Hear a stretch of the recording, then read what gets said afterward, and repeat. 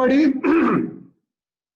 Hello, in sir. fact, the Computer Science and Engineering Department and Ambedkar Center for Tech Startup in association with Intel has come forward to organize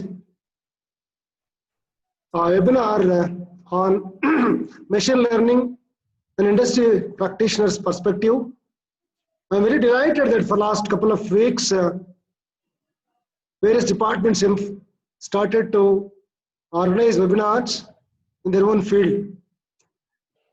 I was going through some of the literature related to machine learning, artificial intelligence, and so on. Also, I could be able to see the profile of Mr. Chetan Nadigar. It's quite interesting that he is working for more than 1.5 decades in the field of machine learning, and he is a researcher there. And I hope this particular webinar will be useful to our researchers, our students, and others, faculty members. In fact, anything we do should be connected to this pandemic. The whole world is facing an unprecedented phenomena wherein every corner of the globe is suffering in one way or the other. There is a lot of scope. There is a lot of scope where machine learning or artificial intelligence can certainly help the health workers and other people who are serving the patients. In this direction, I hope during the coming years or days, this particular topic will be so useful in treating the patients who are suffering with COVID-19, and so till, of course, we get the necessary vaccine or treatment in particular. So therefore, I am thankful to the Department of Computer Science Engineering, especially Professor Gauri Shankar, who has come forward to take up this particular topic, which is so relevant, along with Suresh, Srinivas, Praveena, Lavanya, and Veena. So these are the people who have been able to make it to happen. And Professor Siddharaju, the head of the department, who is motivating all the faculty members and coordinators. I wish that so far 75 people could able to join. It should become 750. So therefore, I would request the coordinators to propagate our programs so that other institute, faculty member, research scholars can benefit out of it. I welcome Mr. Chetan Nadigar. I also wish to this particular webinar also to make it a sort of learning resource from your teaching from today onwards, whatever it is. However, I look forward Chetan Nadigar to associate with Dr. Ambedkar Institute of Technology, especially with circuit branches, so that we can move on with the current topic, machine learning, artificial intelligence, so that our master degree students, bachelor students, and researchers will be highly benefited. I thank the organizers for inviting me to speak about today's program for a few minutes. I wish you all the very best of luck, and days to come, we will be free from this COVID pandemic.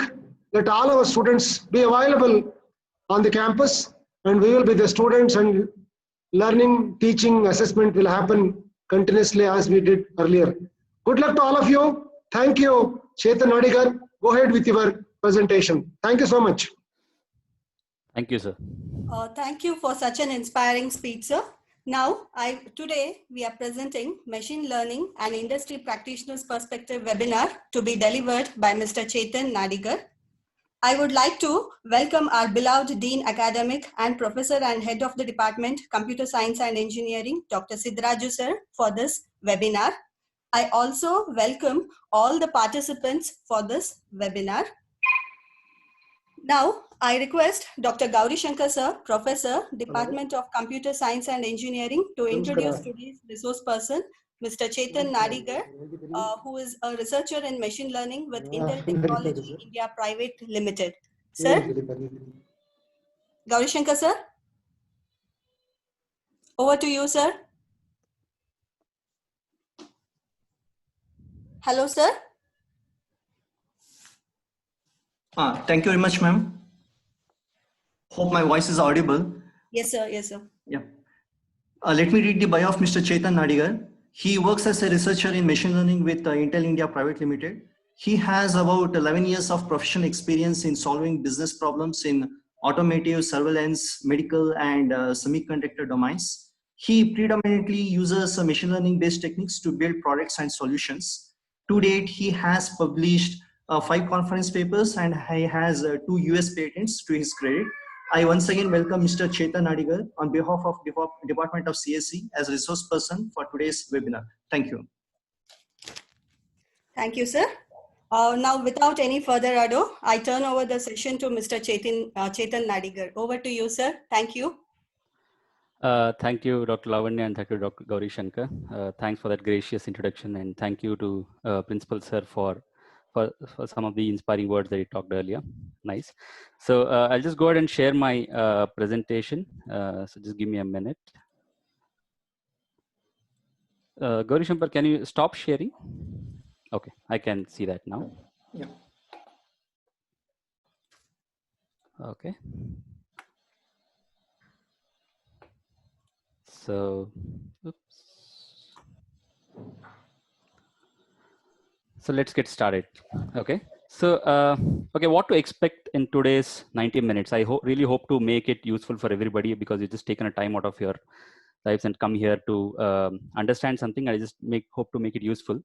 So, what do you expect in this session? So, we are going to understand machine learning. It's one of the top words that has been used in the technology field today: machine learning, artificial intelligence, and there are so many definitions, so many thoughts about all this. And as Professor Nanjandaswamy was talking about, people are looking at machine learning to solve problems related to COVID-19 now. So somehow it's a very big thing that's happening. So the idea is to understand what that really is. So there are many perspectives to understand what is machine learning, what is AI. But today I'll try to give a perspective from an industry practitioner point of view. So when I say industry practitioner, the idea is that in real world, how do we solve business problems using machine learning? And those business problems could also have social impact. It's not purely monetary, but basically from an industry point of view, how do we look at machine learning and what do we do with that? Okay, so that's what you'll basically expect in this. Okay, so before I just dwell into the topic, okay, one disclaimer I want to make, since I'm associated with the industry, any views and anything that I express here are all personal views and not necessarily of my company, that's Intel Corporation. So don't hold Intel accountable for whatever anything I say here. Okay, it's all on my personal points. Okay, good. So with that disclaimer, let's get started. Okay, so now we all hear artificial intelligence word everywhere, right? It's in the media now, it's in the newspapers. It wasn't so few years back. It's not something that it wasn't there. It was always there. We used to see science fiction movies from 1950s, 60s, 70s. So it's not that it was not there, but somehow in the last few years, it came into the media. Like for example, in some of the media statements, right? Like data is the new oil. Or even our central minister Piyush Goyal says that it's going to add some $1 trillion to the economy by 2035. These are huge numbers, okay? And they're talking about AI and machine learning.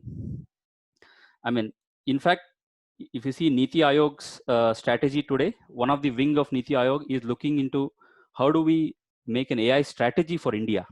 Okay, it's that huge.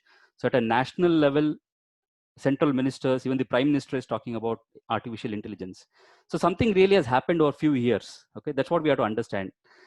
In fact, I mean, according to one of the papers published on AI strategy, which Intel was also part of, they estimate that some of these developed countries like China and UK contribute to like 26 to 30%, 10% of their GDPs, right? That much is the effect, you know. And to top it all, UAE has gone ahead and made a minister for AI. Okay, so that's a little, I mean, you can have a minister for science and technology, understandable, but minister for AI is something to a layman, it looks like little funny. Like, how can there be a minister for AI? Like, I can hear a PhD in AI, but a minister for AI is a very strange concept. But yes, they have gone ahead. They have made a minister for AI. So the idea is to understand what this really is, what is that phenomena that's happening here, and how do we make sure that we contribute to the country in this aspect as well. Okay, so that's the whole idea, and I'm gonna give a perspective of that. How do we do that? Okay, so first, just let's try to see what's artificial intelligence. Okay, so what I want everybody of you to know, what you have to do, just for about 30 to 40 seconds, right? Just in your mind, think what is your definition of artificial intelligence? Okay, just think for a moment. You can have so many things about what your views of what is artificial intelligence, but just for a moment, try to arrange those thoughts and try to make a definition of artificial intelligence, and let's see if it matches with what I have in my mind. Okay, so that just as an experiment. So I'll just pause for 30 seconds. So I hope everybody would think about that. Okay, just formulate your thoughts.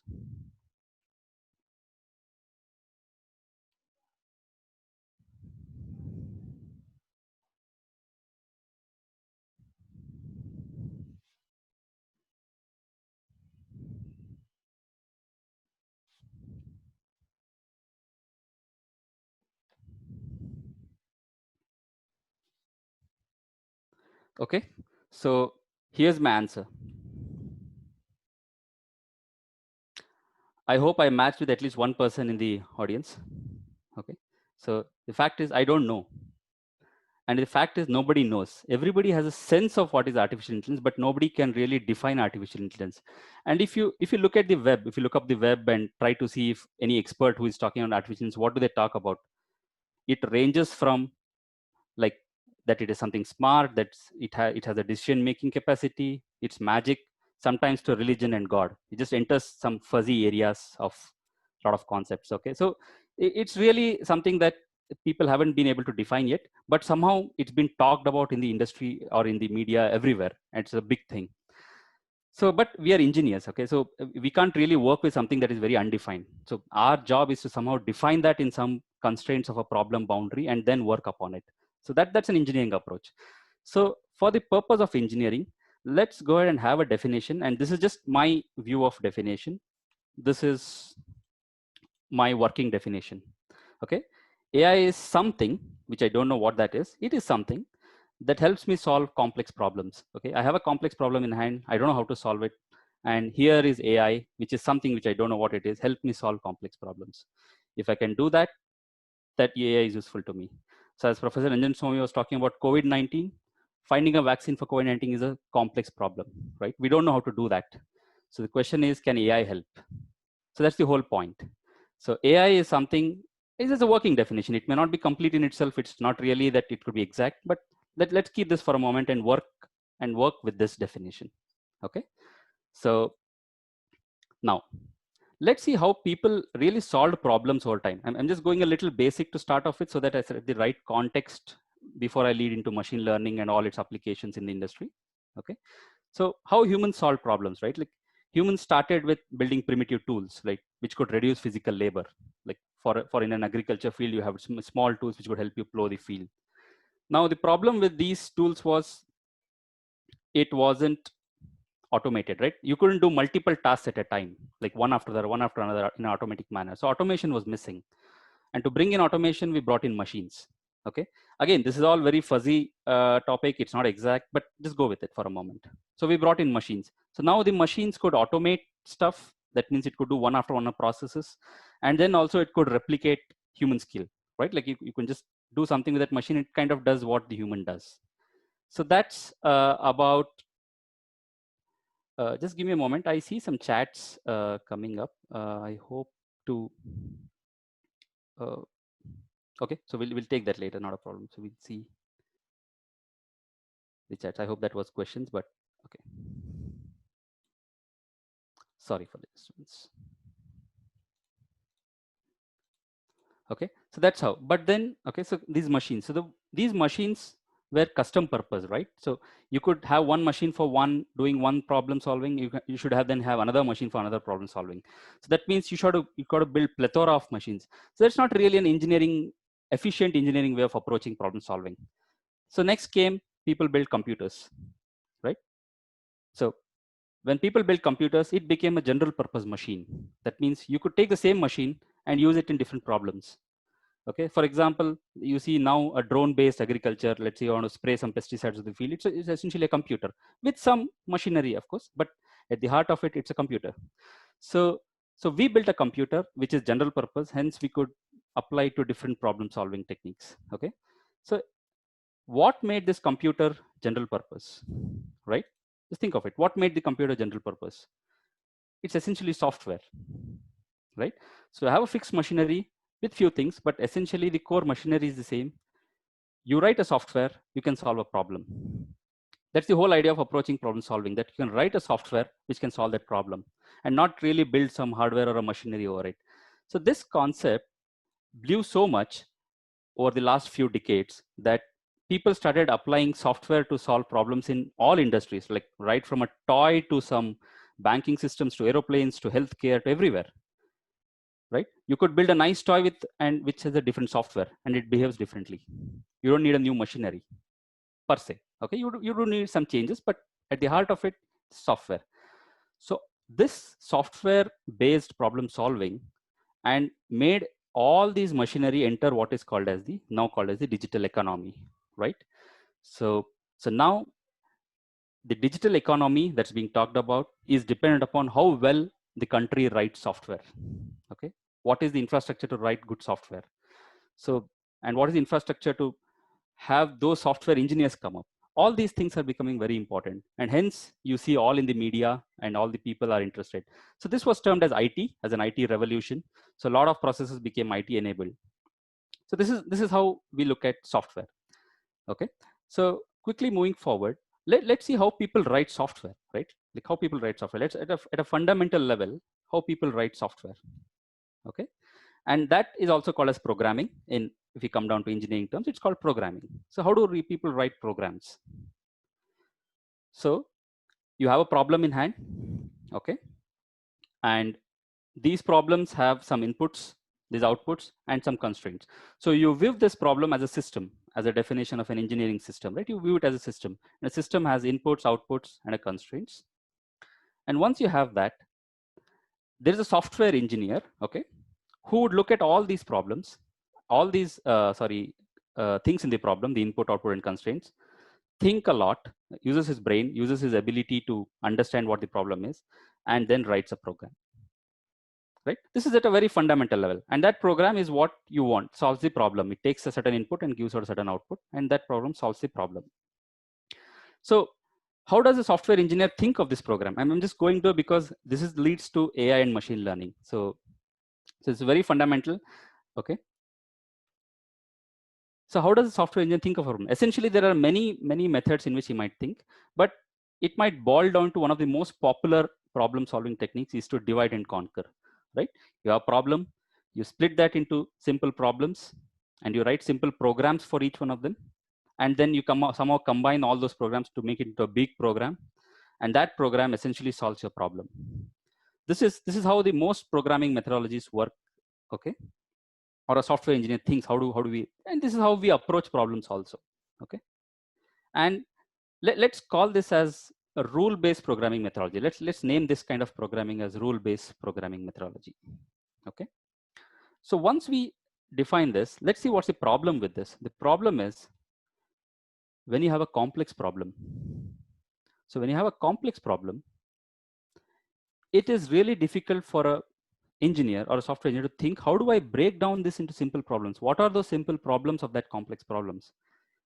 It becomes tougher and tougher to understand that. Even if I break it down, I got to think, how do I combine these programs that I've written for each of them into a complex program? So this becomes a bottleneck in this kind of programming methodology, right? And essentially, it has worked along for a lot of time because it works for large problems and not necessarily complex programs. Okay, so it works for large problems. That means you have a big problem, but you essentially understand the problem, and you can break it down this way and then work it. But when you have a complex problem, you can't. This model does not work. Okay, so let me give you some examples of what I mean by a large problem and a complex program. Okay, for example, let's say you want to automate a banking process, right? You have debits, credits, transactions. You have this whole set of process that has been manually defined, and the system has been working for years together, in fact, centuries together. So what you did, you just taken that logic and wrote a program for it. Obviously, one person cannot do that. So you just split that into multiple problems to multiple people. And hence you have this whole industry that has come up on a software industry and built and automated these processes. So that's an example of a large problem. What is a complex problem? Automated cars. How do I make a software that can drive a car? It doesn't matter how many people how much you break it down. It's not really, you won't really figure out, it's not possible to figure out a logic that how do I break it down. Okay, it just becomes too many permutation combinations if I go by that approach. Or if I want to predict weather, right? People have been trying with divide and conquer approach, but not successful yet. Okay, so like this, there are these complex problems, and solving these problems improves economy. Solving these problems makes a country move from one stage of economy to another stage of economy. These are these critical components of the digital economy, at least. Okay, there are many aspects of it to the economy, but this is one critical factor of it, that how will we solve these complex problems in our societies. I could add COVID-19 to this list as well. Okay, so now essentially the reason being why we cannot solve these complex problems is, as the complexity of the problem increases, you need cleverer and cleverer human beings, right? You got to find a very clever guy to solve that problem. And as the complexity increases, somehow you got to produce cleverer human beings. And that's a very impractical way of thinking, right? Like, how do you train people to have that capability? There's always a limit to how much we can think about a certain problem. Okay, so on a raw and a brute force approach to solve problem using only humans, no, it does not scale well. It somehow, in my view, it just exponentially increases. Okay, so what is needed? What is needed is a new methodology of programming. Somehow we got to look at these complex problems and approach our programming methods in a very fundamentally different way, because the original method is not scaling up. And this methodology of programming is called machine learning. Okay, so now we come to the topic. So machine learning is a model of programming. It is a new method of programming, writing software, which would help me solve these complex problems. And if you remember AI, that's what we also told about AI. AI is something that helps me solve complex problems.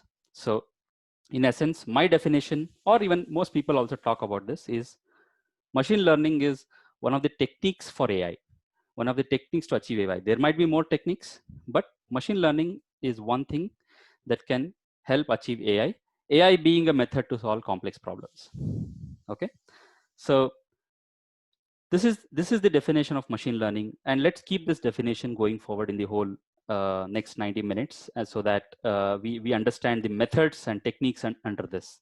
Okay, and practically this methodology, whatever that is, I'm going to explain that, is not per se used in isolation. It is generally combined with the older methods, and there's a mix and match of programming methodologies. But the core piece that was missing was this, and this method of programming is helping me solve complex problems, and suddenly the economy is getting affected, and hence all the hype around the media and stuff like that. And over the last few years, there have been tremendous progress in this kind of method of programming, and that's what we are going to see, why, what happened and why, and how it is going to impact our future. Okay, nice. So having said that, this would be the agenda for, so having said this context, this would be the agenda for the next minutes of our session. Okay, I would prefer to have the Q&A at the end, so that since it's more of a webinar and it might be difficult for me to chat and it might break the flow for everybody, I would request all the audience to have their questions with them, and I would give sufficient time at the end to discuss, and if you have more ideas, we can always discuss there. So hold on your questions for a moment, and then we can take it in the end. Okay, so so the agenda is going to be this, that we're going to understand some of the understand the basics of methodology of machine learning. I'm not talking about techniques, okay? It's methods, and some success stories around it, and one of a popular technique of ML called neural networks. And this is what has created waves in the last few years, and this kind of method has helped ML. And then I'm going to jump into the how industry looks at ML, what are the opportunities there, and what are the applications industry is looking at solving through ML techniques. and more importantly, what are the challenges? Okay, this is where the opportunity lies. This is where opportunity lies to make business, money, improve economy, the challenges. Okay, so I'm going to touch upon that as well, and then we'll end it with some questions and answers and ideas from people. Okay, so let's get started. So for a nomenclature purpose, let's name something as machine learning programming. Okay, so there is a regular programming and then there is a machine learning programming. So let's understand what is machine learning programming. Okay, so which is nothing but that we talked about machine learning. Essentially, it involves 3 steps. Okay, the first step is there is a persona called as ML researcher. Okay, I'm using these terms that are because these are the designations of people in the industry. So if you hear somebody saying that I'm an ML researcher, most probably he would be doing this stuff. Just to give an example, there could be a lot of there could be a lot of overlap between designations, but in a sense, you can think of it this way: that there's a persona called machine learning researcher. He would produce a program. Okay, and let's call that as program as a machine learning program generic. That means it's not specific to any problem. It is just a program which is generic. Okay, and that's an ML program. I have not yet told you what really is that ML program, but we'll go to that later. But just go with the flow for a moment, saying that he produces something called as ML program. Okay, then ideally these is written once for all types of programs. That's the wish list of every researcher, that he or she produces a machine learning program that is applicable to all types of programs. We are not yet there, but that's the research path people take. Okay, so there is this machine learning program which is generic. Then there is an engineer called as machine learning engineer. He's a persona again. So the persona of machine learning engineer, what he or she does is he would figure out what are the inputs and outputs and the constraints in the problem. Okay, so you have this because the engineer knows what's the problem. So he would understand what is the input, output, and the constraints, like how we would do in the traditional way as well. But instead of he himself thinking about what is the program, what he would do is he would take this generic ML program and do some magic to it. Okay, we'll see what that magic is. And that magic transforms the machine learning program, which is generic, to a program which is very specific to that problem. Okay, that's what a machine learning engineer does. A machine learning engineer takes a generic machine learning program, does some magic to it using the problem specific inputs, outputs, and constraints, and then transforms that into a transforms that generic program to a problem specific program, right? And that program is given to a software engineer who would then deploy that software in whichever system he wants. So this is how the persona, at least in the industry, currently thinks of.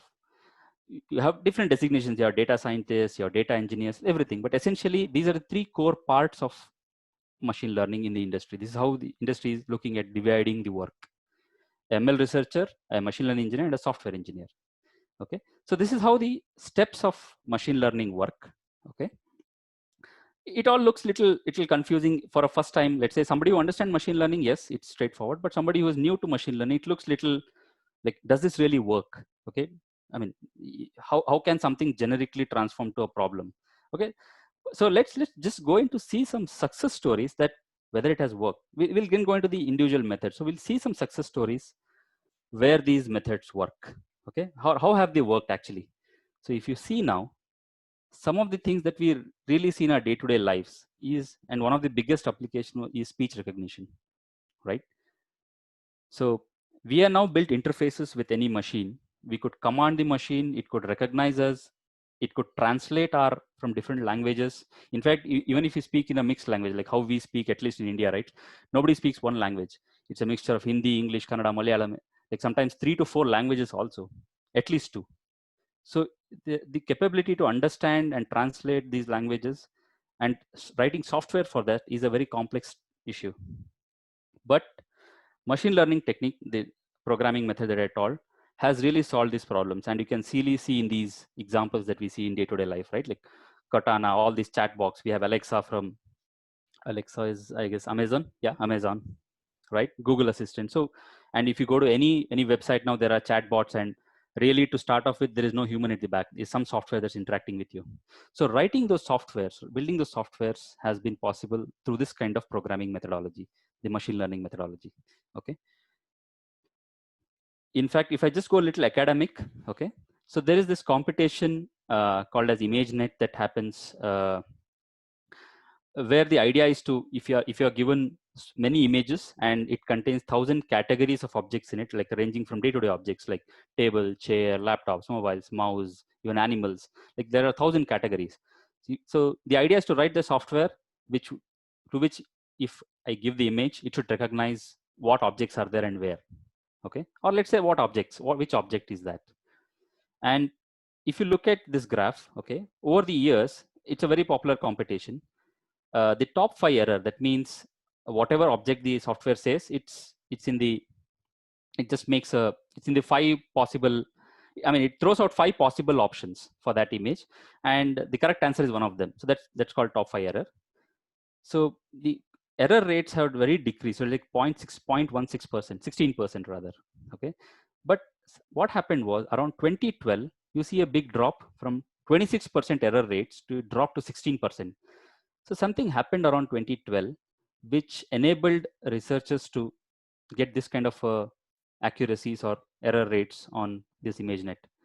And this was when the media picked up that really advances in AI. 2012 was the year when this kind of competition showed open to the world that you can solve complex problems using machine learning. And since then, people have taken these techniques and tried to apply to various fields, not only computer vision. Okay, so 2012 was a landmark year per se that way. Okay, so going forward, another success story. Okay, in 2017, a company which is acquired by Google, okay, now built a program which can play this game of AlphaGo. Okay, and that program was named as AlphaZero, and later it was the next version of AlphaZero, so AlphaGo. So Go is this game which is a Chinese game actually. So you have these black and white dots that are spread across this board. The idea is there's a 2-player game. So the idea is to move these black and white dots along this checkerboard pattern and capture. That means if you surround a white by all the black, that white is gone. Okay, so you have surrendered that. So it's a very simple game, but the possible combinations, okay, oops, sorry, just navigated a bit. The possible combinations are, I mean, it's just more than the number of atoms in this universe. Okay, that's the possible configurations of the board possible. Now imagine if you have to write a software which can automatically play this game. How complex it would be by writing a rule-based methodology that if this is the board combination, do this, if this is the board combination, do that. Impossible, right? Whatever you approach, it's a huge thing. But machine learning program methodology help make that program, and it could beat the world number 1, who was a Chinese player. And I mean, he wasn't even able to believe that it's making such moves in the game. Okay, so it could beat that. So that's the power of machine learning methodologies to solve these problems. Another very interesting problem, I'm not sure if somebody has seen these videos. It's called hide and seek multi-agent learning. Okay, so I'm giving these examples just to show you how much is the capability in machine learning to solve complex problems and how we can apply it. Okay, so in the interest of time, I'll just show you a quick video, okay, of what this multi-agent thing that I'm talking about, some of the applications. Okay, I hope you can see the video jitter free. Okay, so now it's simple hide and seek game. So where you have 2 types of players. One is, let's say, a red color player who is a seeker, and these blue color players who are hiders. Okay, so the idea is that they should hide away from the sight of these red color puppets, and then they win the game. Okay, and this is a map with some elements. Now nobody writes an explicit program to how these puppets should move around or how these puppets should behave, what action should be taken. A machine learning methodology is employed to write that software. Okay, and interestingly, you see what happens. Okay, so what happens? They start playing the game.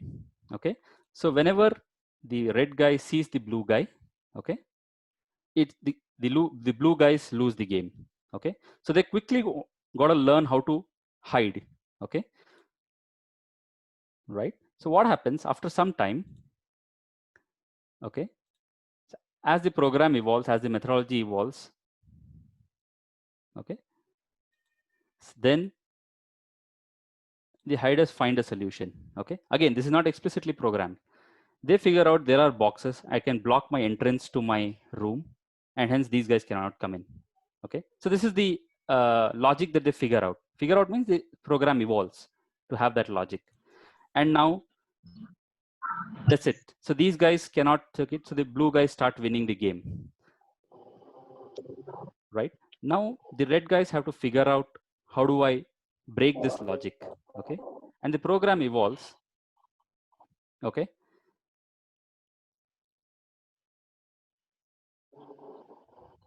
You see? So the seekers find there's a ramp there. They bring that ramp, climb over it, and then see the hiders. Okay, so this logic was again not pre-programmed. The logic got evolved using machine learning methodologies. So this is what they did. So if you go on seeking, right, they do a lot of intelligent and intelligent behaviors automatically. So all these intelligent behaviors, explicit programming was not required. Machine learning solved that problem. So these are some of the success stories of machine learning. Okay, and the reason why these were success is because of one powerful machine learning method called as neural networks. Okay, and this neural networks, the research in this neural networks exploded after 2012 because of a breakthrough result that was obtained in 2012, or rather little earlier, 2006 rather, and that's paved way that people could use neural networks as a machine learning method to solve problems. So little bit delve into this and understand what these neural networks are. Okay, these are again very caveat. Neural networks are not the only machine learning methods. Okay, there are plethora of techniques. Neural network is very popular these days, so it's important to understand because of their capacity and the powerful inherent capacity to learn. Okay, so let's dwell a little more on the neural networks part. So if you actually think of program, right, like whatever, whether it's a machine learning program or a regular program that you write, it essentially is mapping inputs to outputs, right? Essentially, you can view it as a system. Essentially, you can look at it as something that receives inputs from an external environment and throws out the outputs. And if there's a right matching between inputs and outputs, your program is right. At a very fundamentally, it's that, which is nothing but a mathematical function, right? Even the function does the same. I mean, if you would have seen in the mathematics, function is something that maps one set to another set with some definition. So essentially, it's the same thing. Program really can be thought of as a function. It can be thought of as a mathematical function that maps inputs to outputs. Okay, so if you hold this view of function as a program, an ML program essentially has two parts. Okay, one is called as a universal function approximator, and other is called as a function estimator. Okay, so little confusing words, but I'll get to that. Okay, so essentially it has two aspects to a machine learning program. One is this function approximator, which is also called as a model. Okay, it's a very popular term called as model or a machine. Okay, so when you hear the word machine, technically machine does not refer to a computer or some machine that you see around. No, as an engineering term, machine means a function. Okay, I mean, if somebody who knows machine learning, there's a popular technique called support vector machines, right? Same word, machine refers to a function. Same thing, machine learning in an engineering sense, machine refers to a mathematical function, or also called as a model. Okay, model is a more common terminology. So, and during this course, I'll interchange the words ML program and ML model. Okay, so just go by the context at that moment. Okay, and then so I'll tell you what this function approximator is, and then there is a function learner. Okay, that means there is some algorithm, that is a function estimator algorithm, which would modify this universal function approximator to a function that is required for the problem. and hence it's also called as a learner.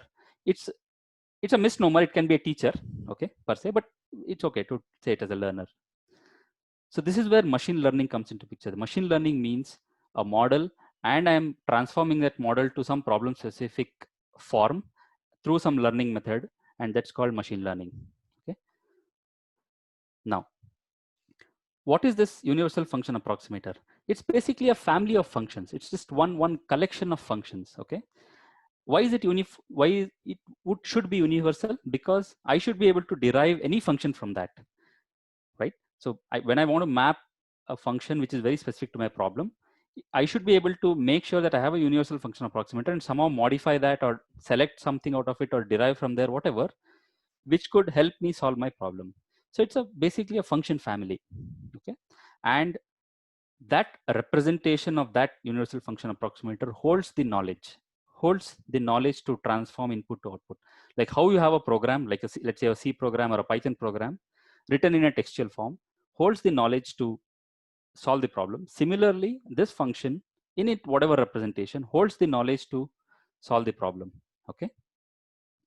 And this function approximator, okay, that's the universal function approximator. And the learner, most of the times, is this one.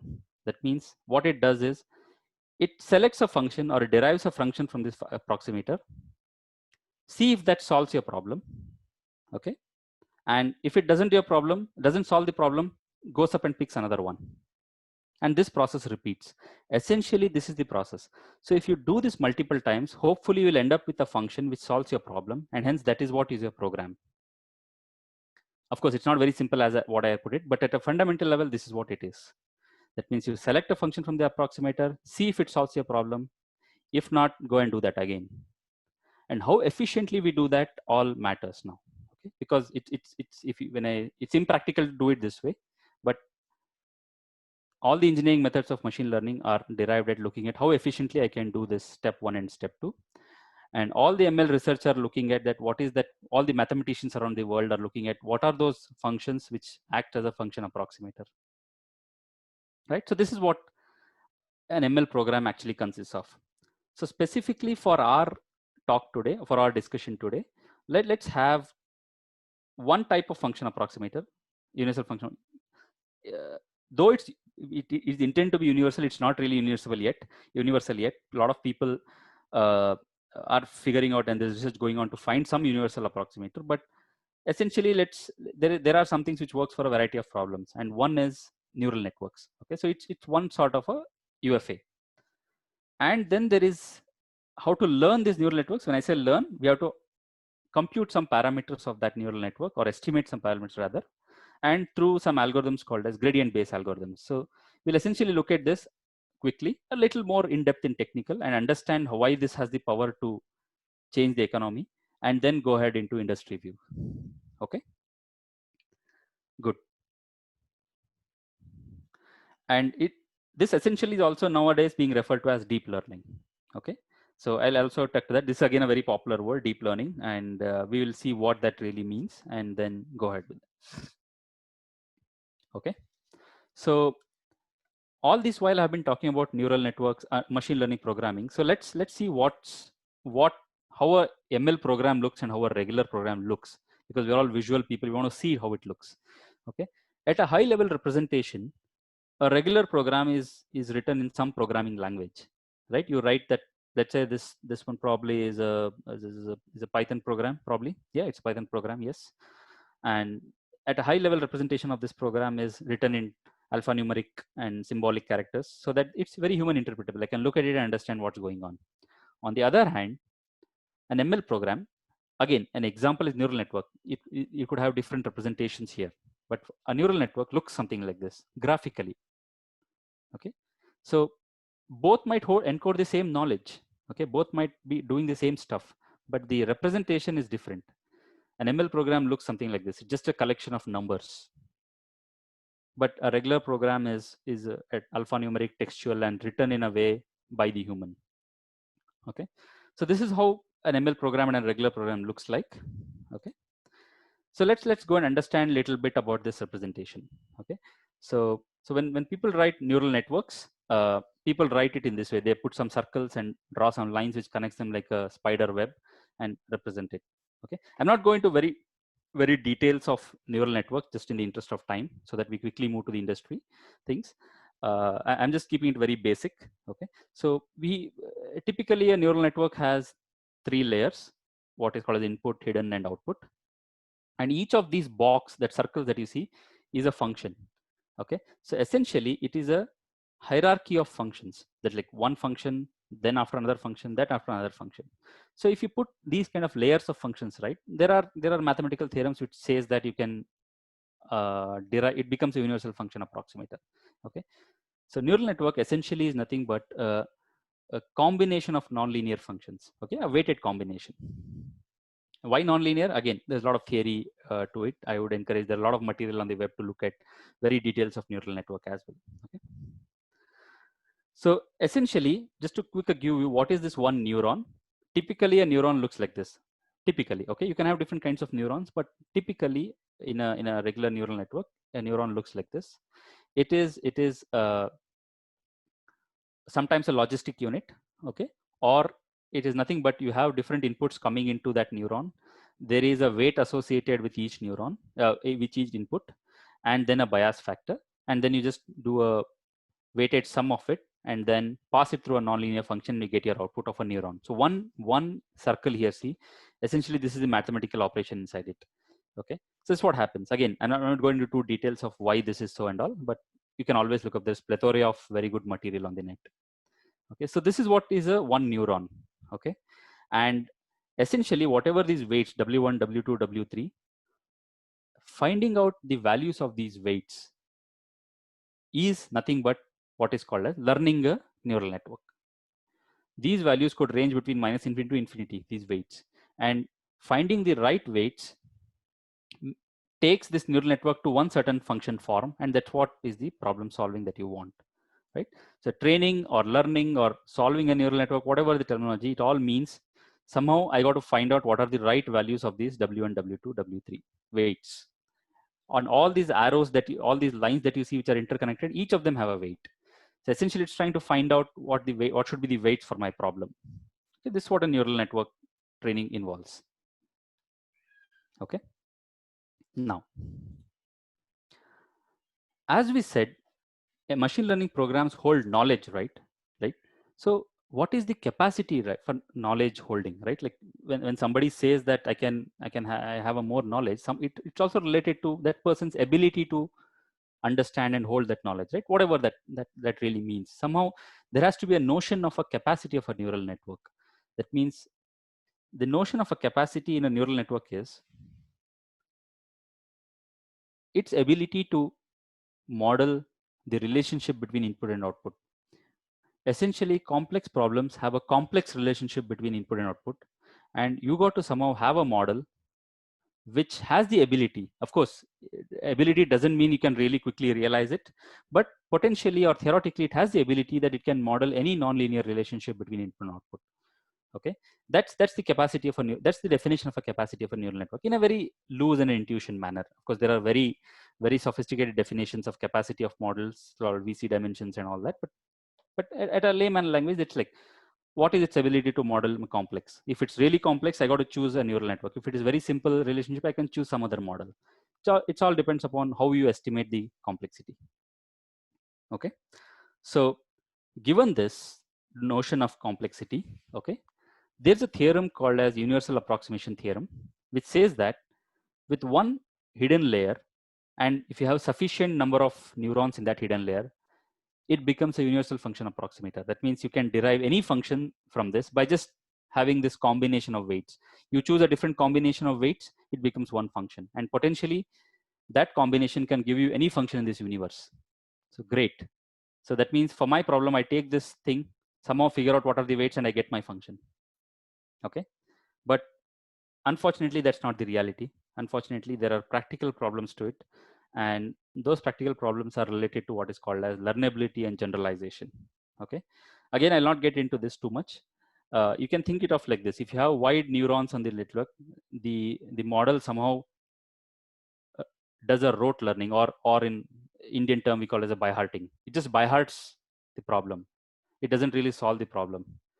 Okay, so that's the problem. So you can always look at generalization and wide networks on the web for details.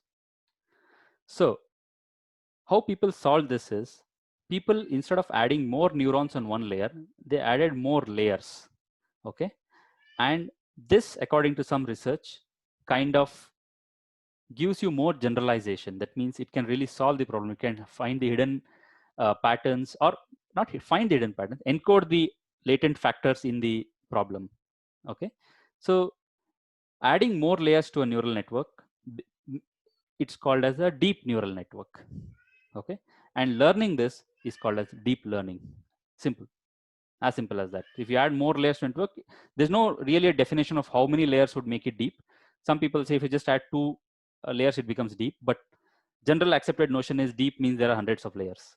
Okay, so you have a deep neural network, and solving that or learning those networks are called as deep learning. Okay, and this is that magic behind all the success stories that you're seeing around, right? A deep learning and deep neural networks have combined together, and the good research has happened in that, and there's a breakthrough things assisted by a lot of advances in hardware. Of course, these algorithms are not really something new. It is somehow they have found a new way, and a good hardware have come together and then created magic behind the most success stories. This is that magic. Okay, so good. So now we understood what a neural network really looks like and what's the universal function approximator. So let's just quickly dive into how do we learn these neural networks. Okay, as we said. Okay, so what is actually meant by learning? So learning means, let us say you have a neural network, okay, which takes this X input and produces Y output, and these plethora of weights of this neural network, and my job is to find the weight which is suitable for my problem. So if you remember that ML programming methodology, finding one set of weight means deriving from the universal function approximator one function. So we derive one, we say check if it is solving my problem. So that step, when I say check, I want to check if my neural network is making errors, right? That's what is check. If it is not making errors, that weight combination is good for me, and that's my function. Now, if it is making too many errors, now let me go and do another one. Essentially, if you plot a hypothetical graph, okay, of course, this graph is not mathematically correct, but just go with it. If you plot a hypothetical graph, where every point on the x-axis is some combination of values of weight. I mean, remember, these weights can vary between -infinity to infinity. So just discretize this and take some combination. Every point is one combination. There's infinitesimal on x-axis. Again, as I said, it's not mathematically correct. There's no manifold and all that, but go with it.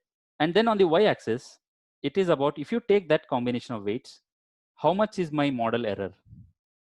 So you got to find out that combination which gives you the least error. And if you do that, that's your weight combination, that's your function. So essentially, solving a neural network means you got to find that weights for which your error function is minimized. That's what it is. It's an optimization problem. In fact, it's an unconstrained optimization problem. Okay, and that's what is this other method. So ML program, function approximator, and a learner, and that's the job. So now we have a program and which can essentially learn. Okay, I'm just going by loose terms here. We have a program that can essentially learn with a learner. So ML researcher has done his job. He has passed down this program to an ML engineer. Now this ML engineer's job now is to understand the problems entities and then transform this program into a problem specific program, generic problem to a problem specific one. So how does he or she do that? So he or she essentially has to do this. He has to find the right combination which can give that least error. And to do that, there's an algorithm that has been specified. It's a very, very old algorithm and still very popular now, called as gradient descent. That means what it does is, it starts with some weight combination, okay, whatever that is, we don't know what it is. We just start with some, let's say we start with a random weight, okay. Now, what we do is we evaluate what is the error at that point. Let's say the error is some value. Now, the idea is to go to the minima of this error function. So since it's not possible to solve in closed form looking at the number of weight parameters, so an iterative method like this is used.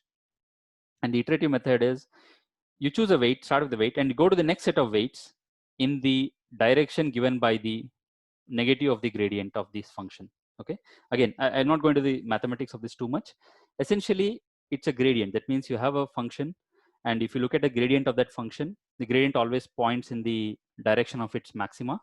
And if you take a negative, it always points in the direction where it's going to go to the minima. So since you have to go to the minima, your next set of weights should be in the negative direction of that gradient by some learning parameter.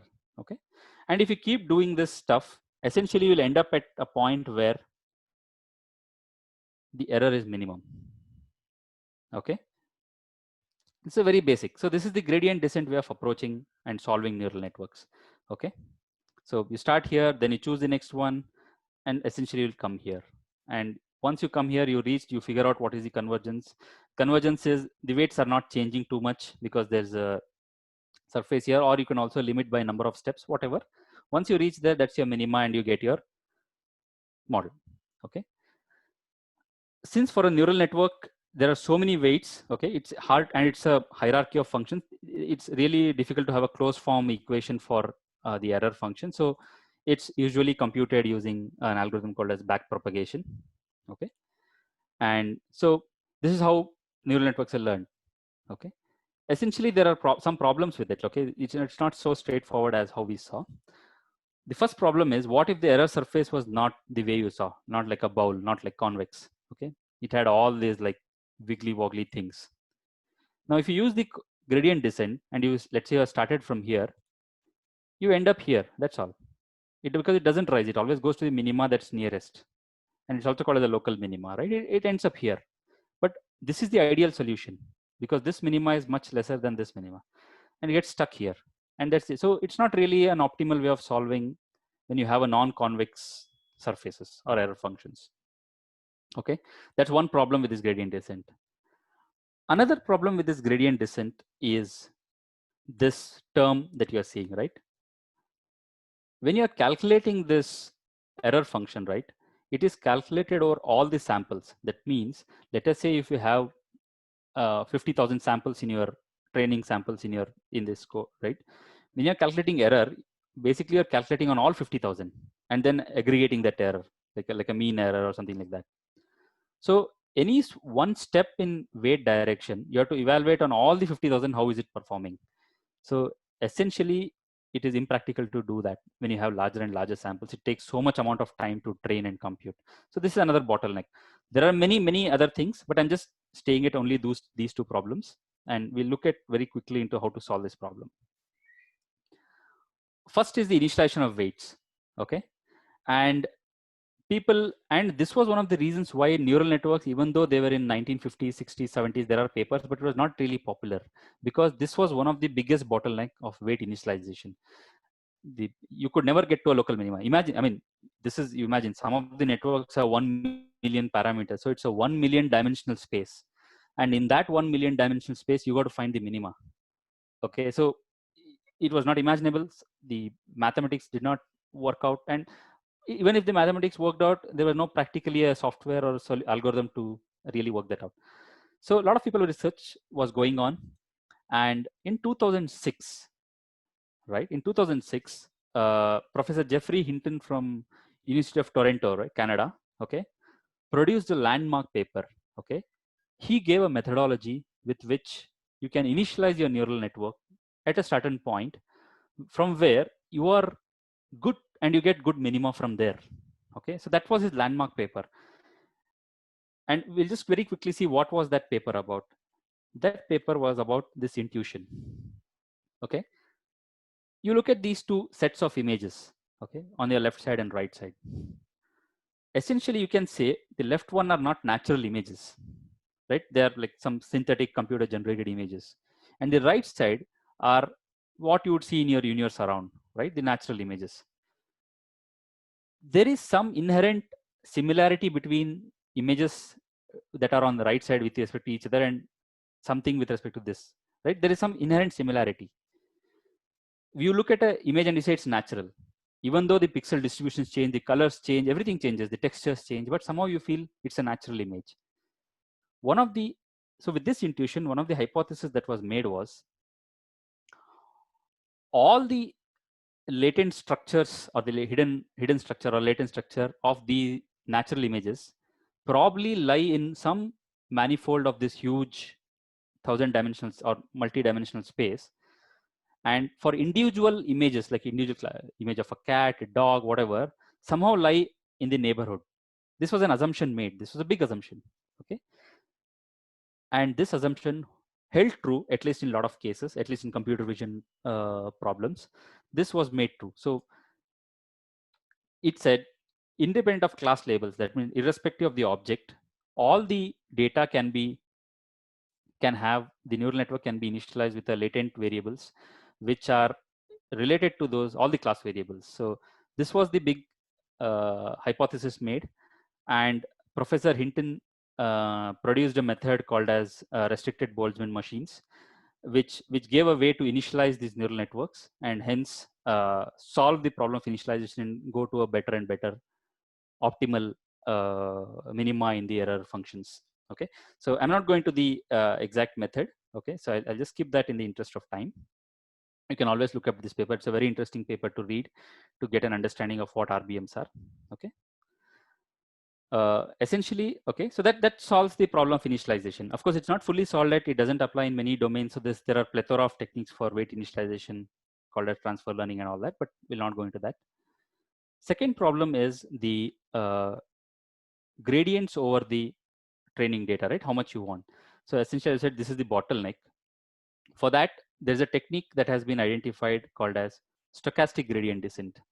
Okay, so this is just a statistical optimization technique, which is derived from the original gradient descent.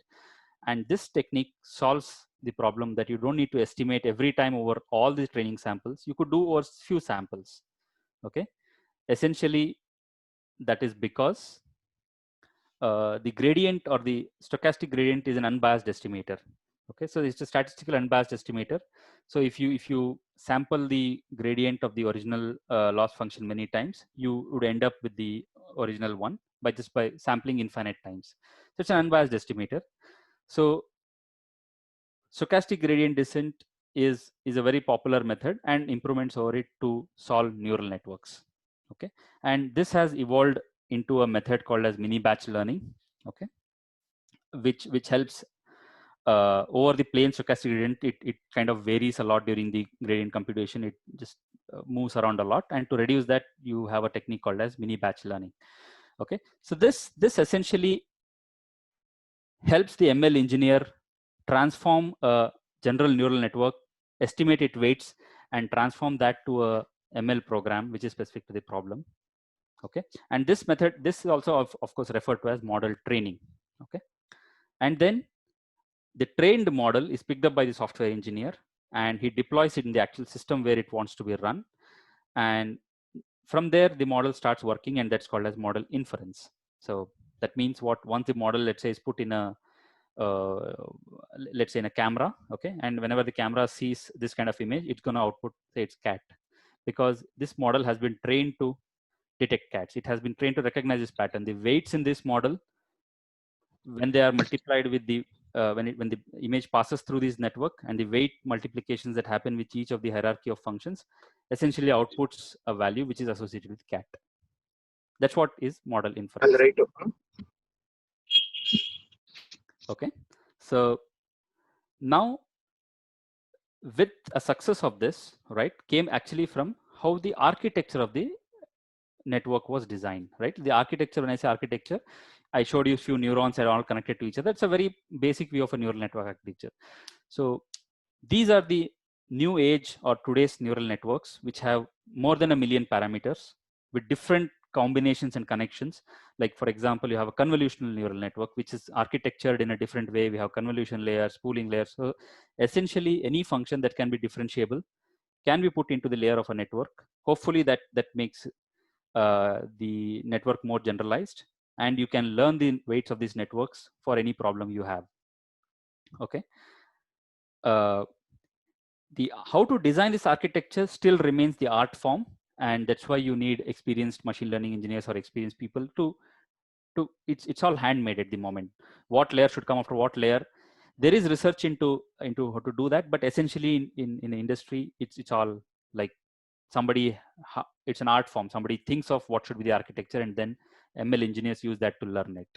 Okay, that's the ML researchers' work. Or you can also have what is called as recurrent neural networks. Most of these neural networks are only in space. Now this is in time. That means you can learn history of worlds, history of things. If a certain system is dynamic, that means its current output is dependent on previous output to previous output. And if you want to understand the dependencies in time, you use a recurrent neural network. Okay, and these are very popular in language understanding, next word predictions kind of problems. And you also have called as residual neural networks, wherein when you have connection between layers, you also have a skip connection. That means the third layer now gets connected to 10th layer. Mind you, it's not so simple. It's not just about a connection or on a page. When you connect, right, there are the problems of back propagation come into picture, the problems of how to compute gradients for that come into picture. So it essentially increases the complexity of the network. But these kind of architectures have also been used, and these networks have also given very good results on the ImageNet competition. Okay, essentially 2016-17 are all ResNet networks from Microsoft. Okay, so these are some of the popular architectures that are going around. So very quickly, in the interest of time, okay, so let's quickly see some examples of how do we do actually machine learning programming. Okay, so with all the theory that we learned. So let's say we have to do a face detection. That means given a face, I want to identify in that image where if there's a human face, and that's my problem given to me. If I approach the ML programming methodology, I have to first choose an ML model and a learner, right? That's what the ML researcher would have shown me, the plethora of options to me. An engineer has to choose that. So I choose let's say I choose a neural network and I choose a gradient descent algorithm to learn that neural network. Okay. Then the machine learning engineer has to train that ML model. How he has to train it? He has to have the input, output, and the constraints in that problem. Okay. What are the inputs in the problem? Inputs, let us say, is what are face images and what are non-face images. This is the input. What's the output? The output should be whether a given image is face or not a face. As simple as that. It's a binary thing. So that's the output. What are the constraints? Constraints could be like probably you got to recognize a face of this much size. This is a max size. You should recognize everybody wearing glasses, not wearing glasses. So these are all the constraints put in the problem. Or it could be you should do it in so much real time. You should do it in like 0.5 milliseconds because my camera has to run at certain time. So these are all the constraints. So depending on the constraints, you go and train the model with this data. You have a model, and that model can detect faces. And this kind of learning is also referred to as supervised learning. Okay, which is nothing but a conditional probability estimation. Okay, let's look at another problem. Okay, so another problem is let us say you have a online retail company, and they want to group certain segments of customers so that they can provide some services to them as a group. Okay, so they want to understand how similar is one user to another user. Like what are those groups? Same thing. Choose an ML model, choose a learner. Now, what is the input? To the input is the collection of customers' data. What is the output? Output should be groups. Output is not some kind of a label. Output should be groups. It should be a group. So finding out such a group and training the model is also referred to as unsupervised learning, or in more engineering terms, it is nothing but a joint distribution estimation. Okay, this is one grouping is one example of an unsupervised learning. Let's take another example. Okay, another example is, let us say you want to balance this robot to hit the football into the goal post. Okay, so first it has to balance. Again, ML methodology, choose a model, choose a learner. Okay, chosen. Now to train, what are my inputs? I don't know what is the input in the system. How do I make, what is the input? It's tough to estimate the way I was thinking for supervised and unsupervised. So such problems are dealt with what is called as reinforcement learning. Okay, this is another methodology with which you can learn how it's inspired. People say it's inspired from a human learning experience, that you do something and there's a reward oriented with that. So it's basically a okay, let me put it a little more succinctly to you. So there's an agent. Agent is nothing but your software, and the software has to evolve. That's a neural network. So the neural network has some weights, and it says to the environment that I take this action. Let's say in this robot, right? In this robot example, the action is it does some balancing adjustment of its motors. Okay. Now, whether that is correct or not is decided by what is called as a reward. And that reward is nothing but the center of gravity. If the center of gravity is very tilted, that means it's off balance. That means whatever action that you have taken is not correct. And how does that take? It takes an action. It senses the environment. What is the air pressure? Where is the ball? Where is the person? Where is the goalpost? So sense the environment, take an action. They figure out if that action is correct or not. No, if not, then do some corrections. So again, this is this reinforcement way of learning the neural network. Okay, so these are very popular. In fact, we at Intel have published a paper where we use reinforcement learning to personalize a human game to a human player. That means you have let's say just a ping pong game, and this RL agent is able to play with any human irrespective of its skill level. So if you are a pro player, it plays at pro level. If you're an amateur player, it plays at amateur level, without being explicitly told. It just figures out in a few sessions of play what is your skill level and plays accordingly with that. Okay, so that's all about neural networks. Okay, so I think we are I thought we will have in 45-60 minutes, but I'll make sure that we have a comprehensive view of these things and not skip more. Okay, so let's understand this part. This is very interesting part. So how in industry machine learning is being looked at. Okay, so let's start with one business model. Okay, I'm not going to talk about these are the applications, those are the applications, not yet. I'm going to talk about the business model of these industry where machine learning is contributing. Okay, let's say I have a newspaper agency, okay, or a news agency. Okay, that's a business entity. It produces newspapers. That means it's providing some services at a very cheap rate, like let's say 4 rupees, 5 rupees kind of newspaper.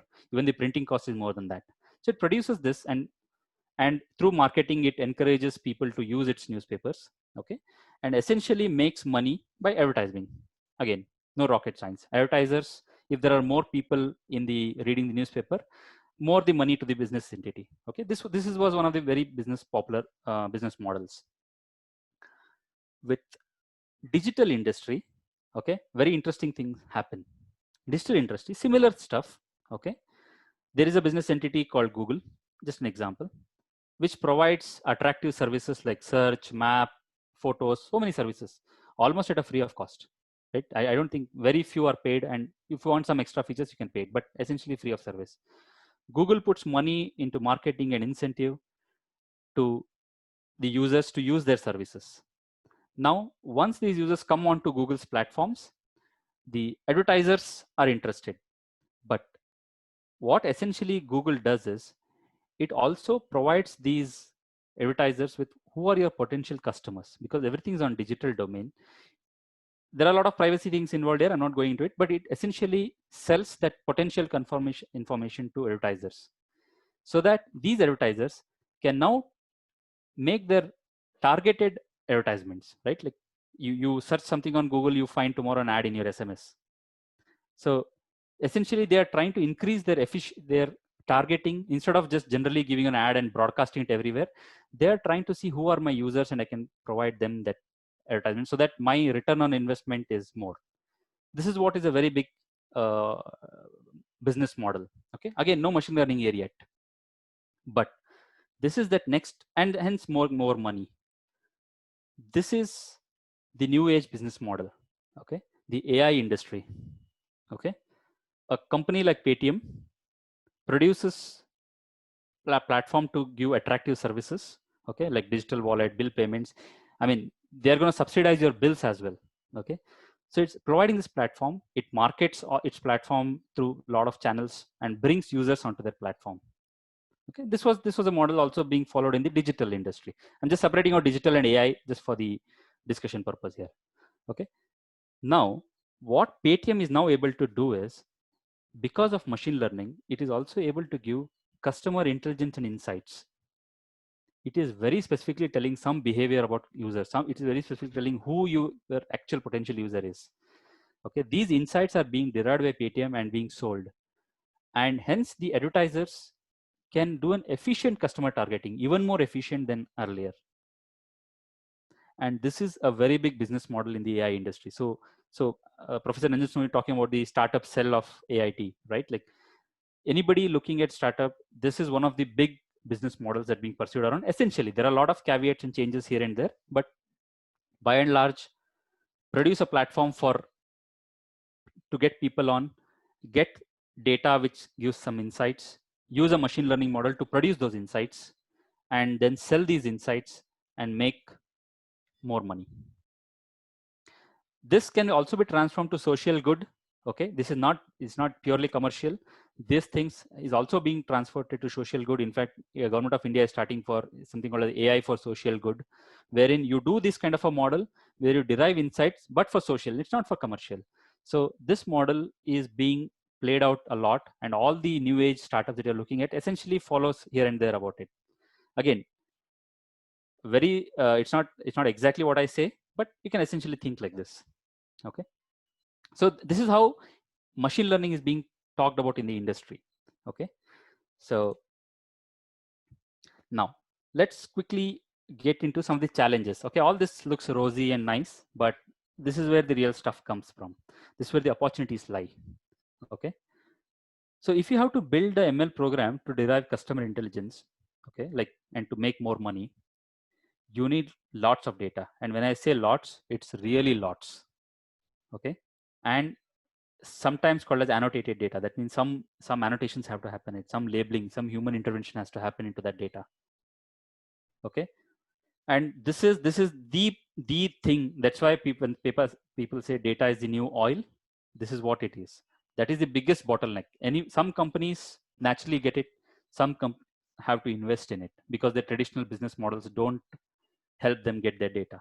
So there are big transformations big businesses are going through to make sure that they are able to collect data and understand more intelligence and then sell those insights. Okay, and or improve their products as well, because there are now machine learning techniques which can help you do that.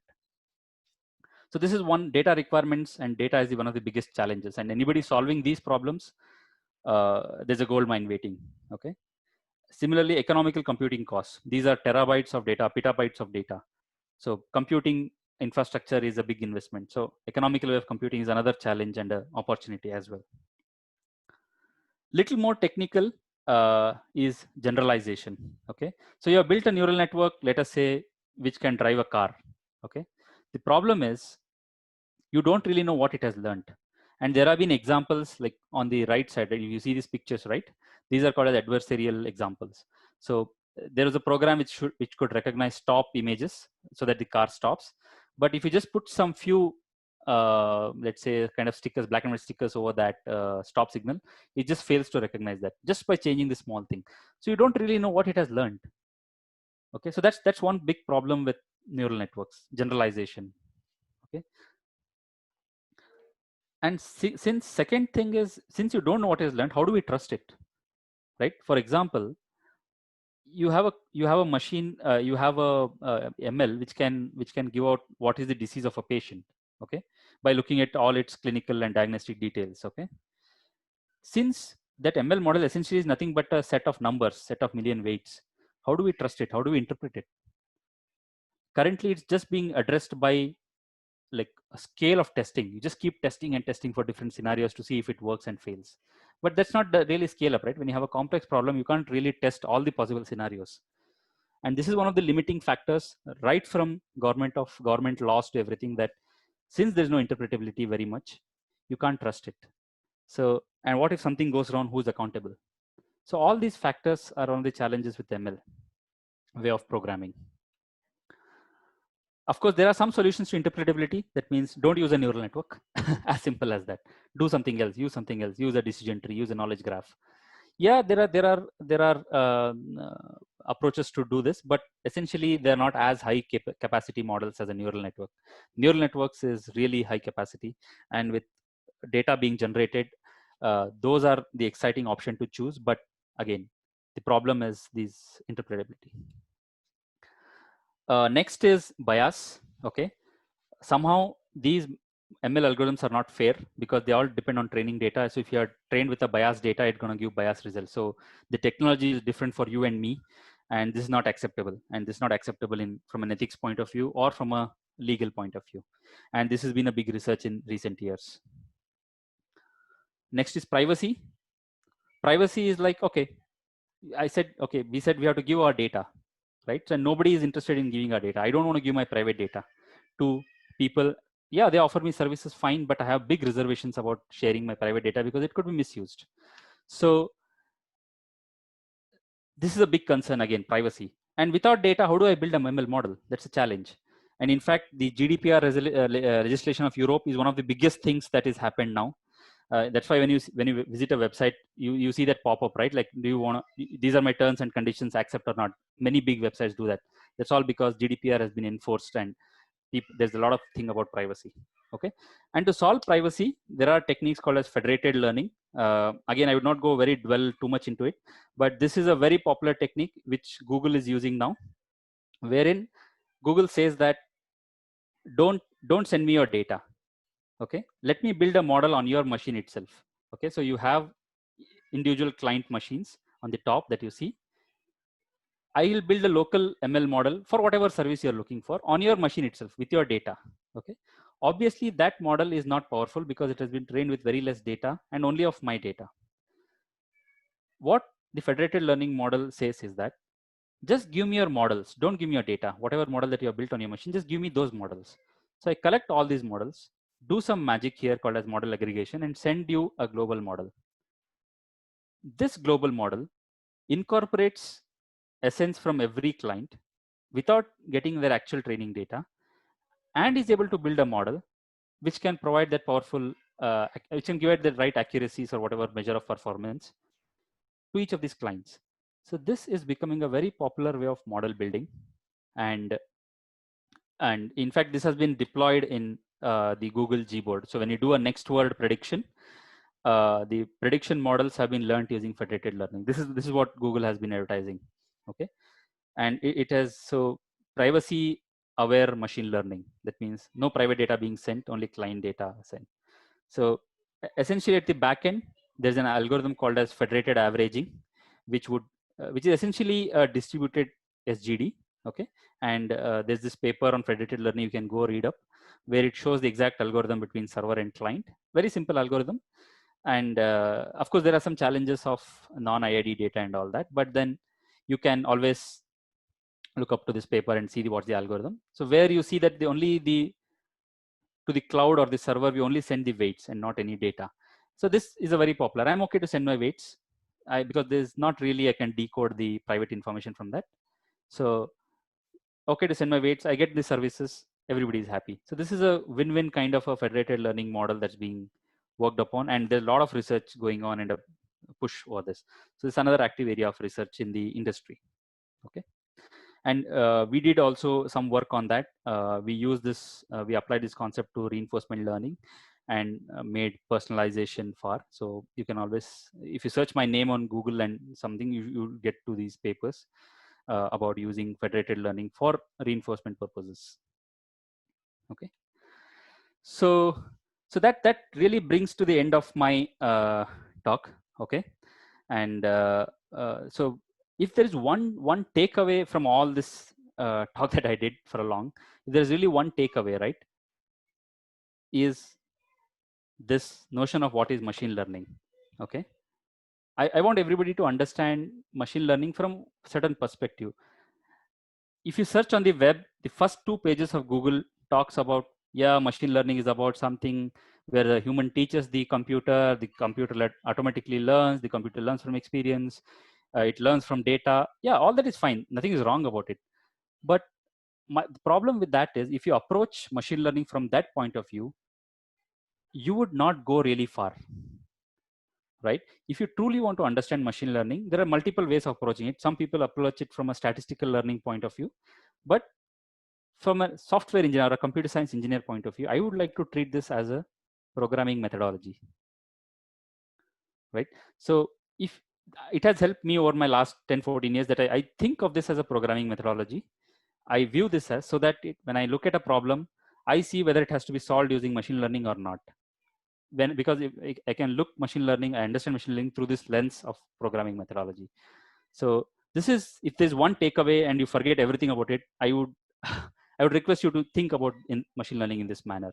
Okay. Cool.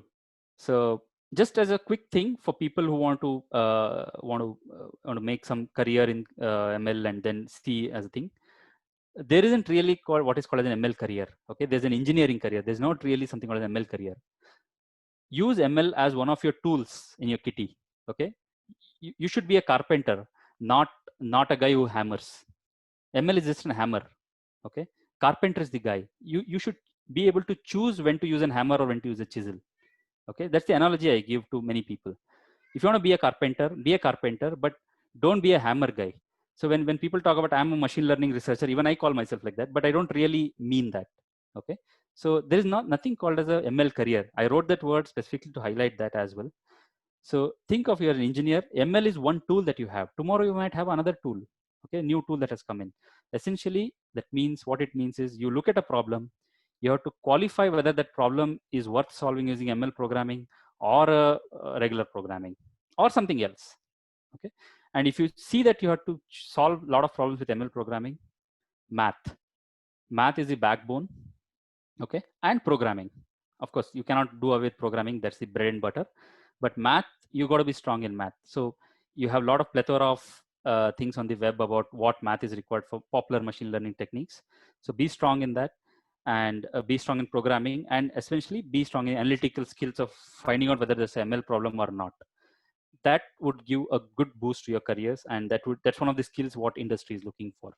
Okay. So with that, that's end of my agenda. Okay, and I'm open to questions. So okay, so Gauri Shankar, how do we take questions, through audio or through the question and answer thing? The participants know they will be typing their questions on the screen, so the questions will appear on yours. So once they type the questions.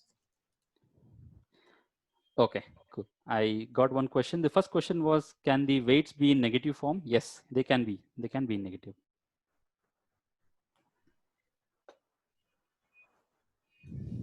Any more questions?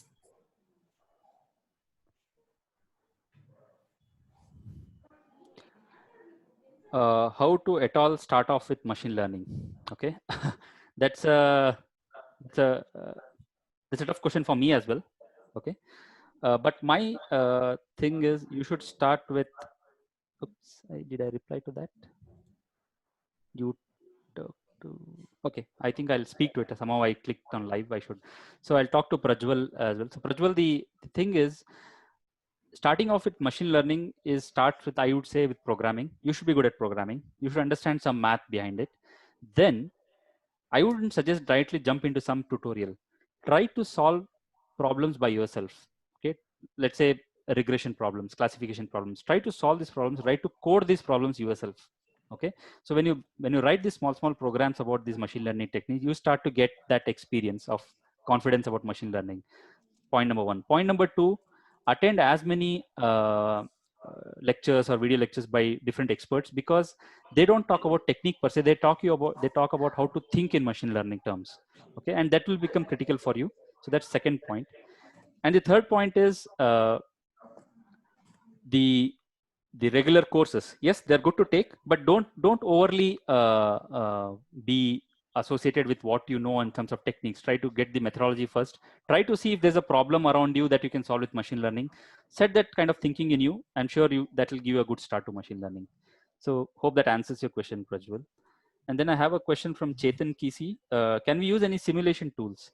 When you say simulation tools, I'm assuming you're talking about machine learning frameworks and all. Yes, there are a lot of open source machine learning frameworks for different kinds of problems. TensorFlow is very popular, or PyTorch, which is from Facebook.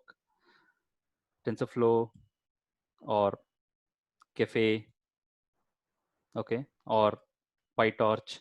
These are all the popular frameworks that you can use to this thing.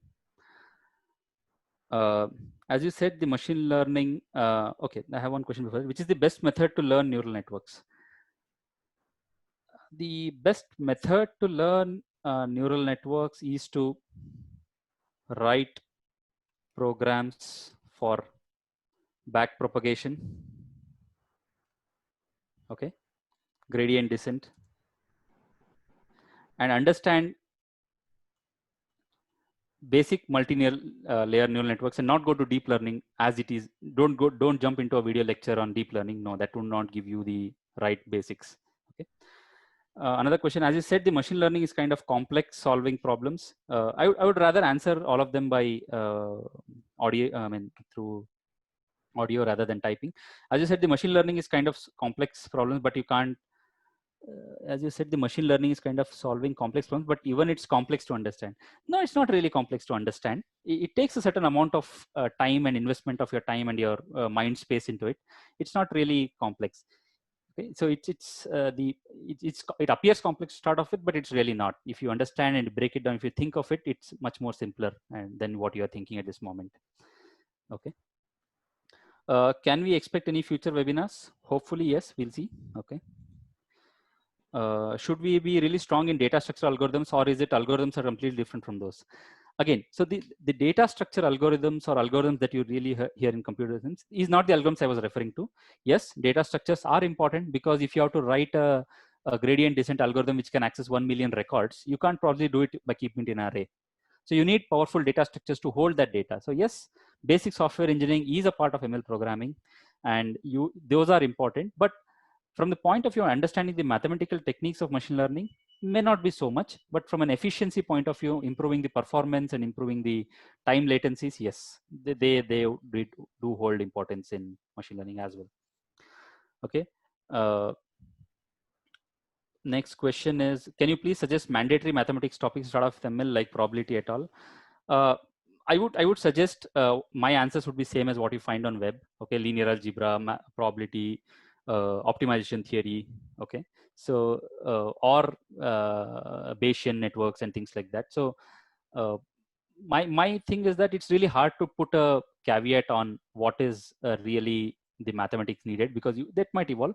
But at least these probability statistics, linear algebra, Bayesian statistics, I think these are important in machine learning as well as the statistical learning theory. Okay. Next question is, can you suggest mandatory mathematics topic? Okay, that was over. How to gather data? Okay. Yeah, so this is a question that is really the $1 million question, right? Like where to gather data and how to gather data. Yes, this is essentially boils down to the business model that you are in. Okay, you have, as an academician, yes, there are a lot of open source data sets. Universities put out open source data set, but as a business model, you got to evolve that model to collect data, and that's the crux of the USP of a business. Okay. Next, how do I get started with machine learning? I think I answered that question. For example, agriculture data. Yeah, agriculture data, I think the same question person who asked that. Yes, agriculture data, you have IoT based systems, you have IoT sensor data where you can put stuff in the fields and figure out. And I'm sure there are some, if you look at Niti Aayog's AI strategy websites, I think there's a link to how to access some national statistics in agriculture, and that's the data you might want to do some analysis. I think it's there, but I'm not very sure of that, but you might need to explore that. Is dynamic approach capable of solving complex problems? Yes and no. Again, I would think dynamic programming is nothing but same as breaking down into parts. So I would apply it to large problems, but not necessarily complex problems. Okay. In industries, is everything coded with basics of libraries or ready to use frameworks are used? It's both of the thing. Lot of companies have their own frameworks, have their own machine learning libraries suited to them. Whatever you see open source, right? I mean, imagine, let Google open sources a TensorFlow framework. Essentially, it would have a TensorFlow 10.0 with it. Okay, so everything open source is generally done when they have done enough with it, or there is some business model to it. So yes and no. A lot of people also use, like I use open source software sometimes to try some proof of concept. So it works both ways. Why has the IRIS dataset emerged out to be more famous in the industry recent days? I think it's just because when too many papers are published on a certain data set, and when you publish a new paper, you got to report that your accuracy on the same data set. Because if you report it on another data set, people may not believe that you have done a good job or something like that, right? There has to be a fair comparison. So it just sets sort of a trend. So some popular techniques have been reported on IRIS. Now it just went into spiral that everybody has to report on IRIS because that's how you can compare two different algorithms. And it's not really recent. It's a very old data set, and that's one of the reasons why you people generally report sometimes on IRIS data set. So I don't see any more questions coming in. So I think we are end of time. We are 7 minutes past our close time. Okay, just as a closing note, thank you all for attending. Thank you all for taking time. Hope it was useful. And you have my contact here. I'm on LinkedIn as well. So if you do have any ideas or questions, shoot me an email. I'll try to answer it as quickly as possible. Okay. Sure, Thank sir. you. Sure, sir. Thank you, sir. The session was very interesting and informative with real world examples. Now I request Ms. Lavanya Santosh, Assistant Professor, Department of CSE, to deliver the vote of thanks. Over to you, Lavanya, ma'am.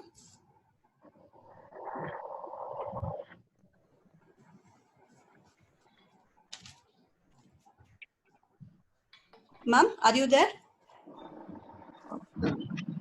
Hello. Veena, Hello. can I speak? Yes, sir. Sure, sir. Please go on, sir. Good afternoon, everybody.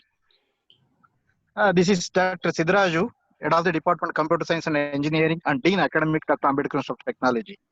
Thank you, Veena. Chetan, I'm really happy. I'm hearing It's my privilege to propose a vote of thanks on this occasion. First of all, I would like to thank our speaker. Hello. Continue, ma'am. Yes, ma'am, we can hear you. Hello. Yes, sir. Please continue, sir. Can I continue? Lavanya is talking? Yes, no, sir. You please continue, sir. Okay. Chetan, I'm really thankful to you for your time. We are interact with our faculty and address the faculty, the CSE and other distinguished faculties who are joined for webinar. On behalf of CSE family, it's my duty to congratulate you and a wonderful sessions you have delivered to us. We are make use of your service in future course. Definitely, I believe my faculty members are happy with the type of seminar, and we are looking forward to the same thing in future also. And I'm sorry, because of various reasons I could not able to interact in the morning.